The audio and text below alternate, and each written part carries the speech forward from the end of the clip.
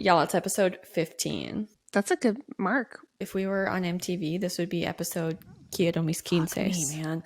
I've been cleaning my car with paper towels. The outside or the inside? The inside, not the outside. Jesus Christ. Okay, well, I didn't know, man. Suddenly I put my arm down and I took it back up and I was like, oh, what's wet? Look down, there's about a dime-sized stain on my shirt. I'm like, I'm freaking leaking already. That's crazy. I know. Okay. But then, like, after a couple hours, you kind of forget about it until you take off a bra and it kind of flinches on it, or your purse string kind of pulls down on it, or you run into the door and it kind of bumps it. Those are the moments where I'm like, ah! Like it does. Please notice that I am wearing my Liquid Death Country Club shirt that my brother got for me for Christmas. I love it so much. Much to the sadness of my other brother, who's not a fan of like skull wear. Also, oh, nice.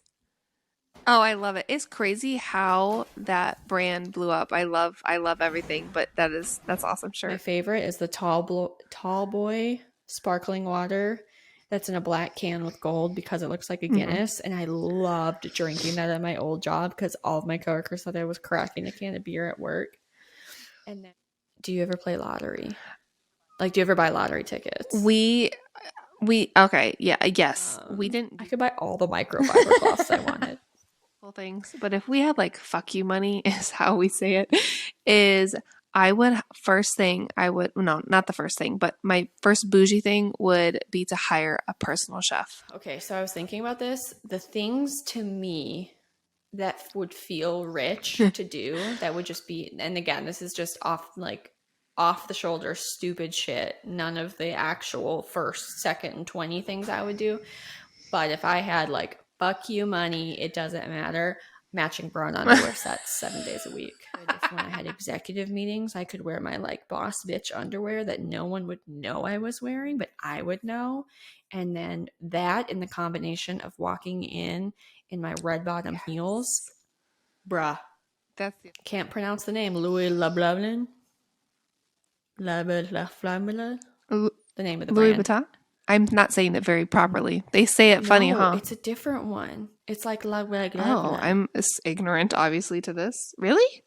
I know, it's not Louis Vuitton. I thought it was too. And then Christian Louboutin. That's Louis Vuitton. It is? What do you mean that's Louis Vuitton? We're both going to sound so dumb on this podcast. Christian Louis Vuitton. I'm not saying it correctly because there's probably a more fancy, rich way to say it, but that is it. No, because Louboutin is spelled different. All right. I found Louis Vuitton versus Louboutin. I don't know how to do this. My French lessons are not going well. It says, what's the difference? So we're talking about either Louis with a L and then Vuitton with a V, like the bags, the purses, all those stuff. Yeah. But then there's Christian. It looks like Louboutin if you're from where I live. In my ignorant mind, Louis Vuitton and Louis Vuitton are kind of the same thing. Here's the problem. So for everyone listening that is also as ignorant as we are, you have Louis Vuitton, which looks like Louis Vuitton.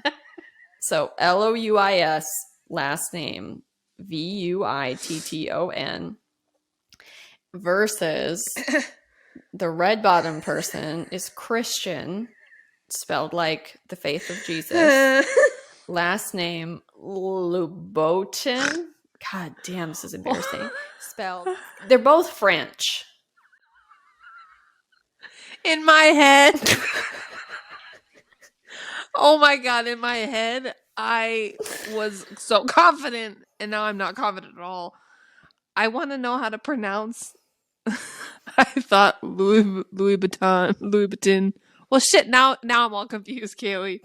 I like what you're saying, and I agree with you. I cannot buy them until I know how to pronounce them. So that's going to be my Louboutin. Wow. I guarantee you men were spending so much time focusing on how thin they could make a condom, it never occurred to them to make a period less painful. Oh man. Okay.